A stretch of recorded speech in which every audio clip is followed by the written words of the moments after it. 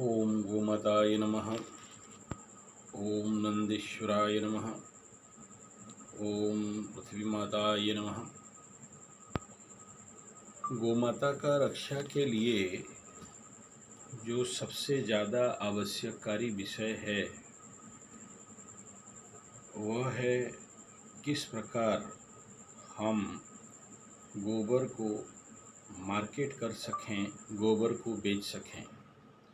जब तक गोबर का सही मूल्य भारतवर्ष के किसान, कृषक, भारतवर्ष के नागरिक नहीं समझ पाते हैं, तब तक देश में गोरक्षा होना असंभव है। और गोबर का सही मूल्यांकन करना और गोबर से और गोबर का सदुपयोग करना, तभी जाके गोमाता का रक्षा सरलता से, सहजता से संभव है।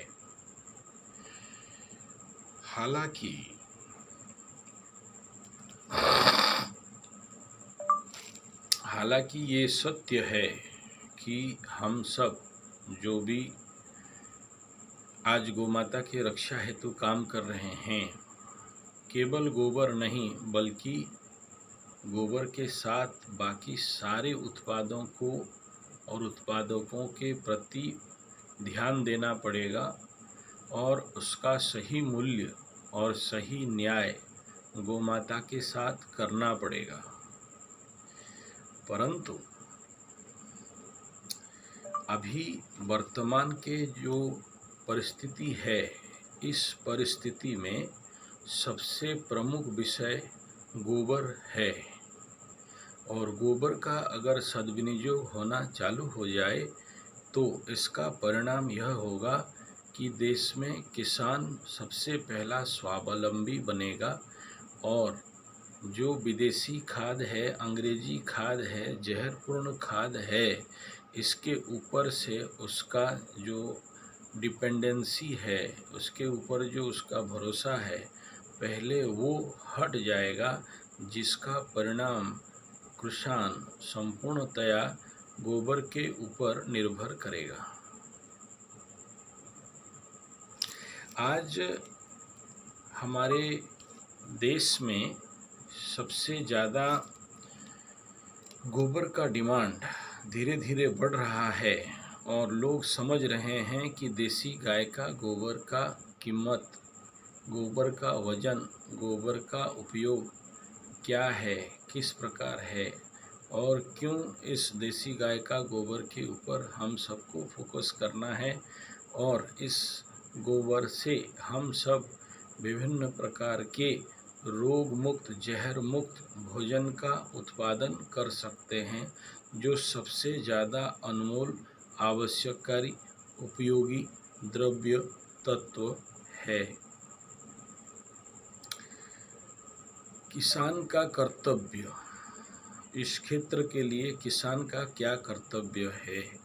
सबसे पहला तो कम से कम गोबर में ज़्यादा से ज़्यादा उपज उत्पन्न करने के लिए प्राकृतिक कृषि का खाद बनाने का जो प्रक्रिया है, जीवामृत, घनामृत, घन जीवामृत इत्यादि बनाना सीखे और उसका सदुपयोग करना सीखे, ताकि कम से कम गोबर में ज़्यादा से ज़्यादा खेती हो पाए।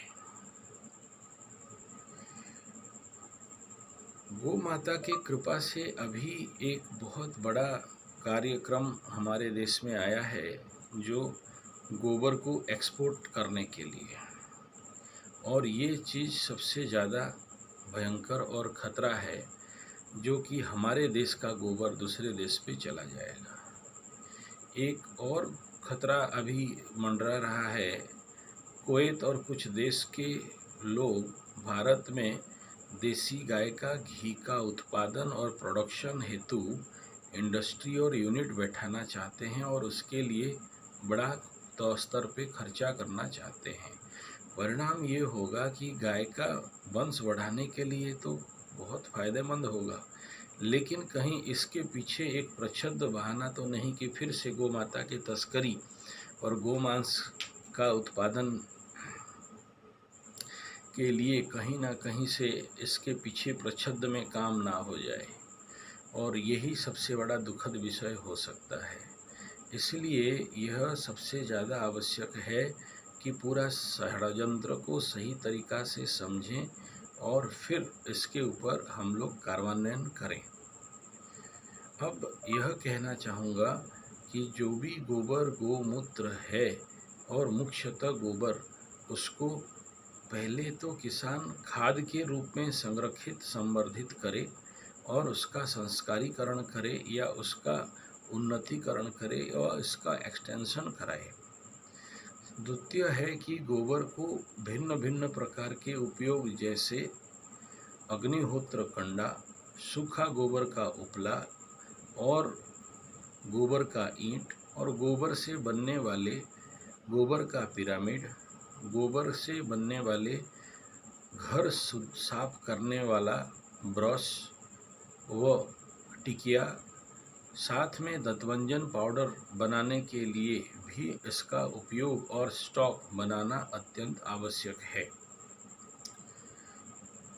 द्वितीय विषय यह है, दूसरा विषय और सबसे प्रमुख विषय यह है कि जिन गोबर का उपयोग करके आज हम लोग रखेंगे या उसका भिन्न एक रूपांतरीकरण करेंगे, तो उन गोबरों का भी अत्यंत आवश्यक है कि उसको सही मूल्य मिले और अच्छा मार्केट उसको खड़ा किया जाए। यानी 2 पैसा जब गोपालक को और किसान को मिलने लग जाएगा, तो स्वाभाविक बात है गोमाता का सुरक्षा सहजता से सरलता से हो जाएगा। इसी हेतु हम लोग सभी आने वाला जुलाई 11 तारीख से लेके जून 11 तारीख तक पंचगव्य प्रशिक्षण, गोपालक प्रशिक्षण, गोमाता का संरक्षण संवर्धन हेतु प्रशिक्षण, गौशाला मैनेजमेंट का प्रशिक्षण का कार्यक्रम शुरू कर रहे हैं। और जो लोग भी इस कार्यक्रम में भाग लेंगे, उनको टेक्निकली कैसे गोबर को बेचना है, जो इंटरनेशनल लेवल में ह्यूज डिमांड आ रहा है, और उसके लिए किस प्रकार का पैकिंग, प्रोडक्शन, किस शेप में रखना, किस प्रकार सुरक्षित रखना, इन सभी विषयों पे प्रशिक्षण और ट्रेनिंग दिया जाएगा। इस प्रशिक्षण हेतु संपर्क करें 9437580589 या फिर 9938727418। यह पहले व्हाट्सएप करेंगे, उसके बाद जाके बात करेंगे। और मेल आईडी का बात करें तो sanjayze@gmail.com।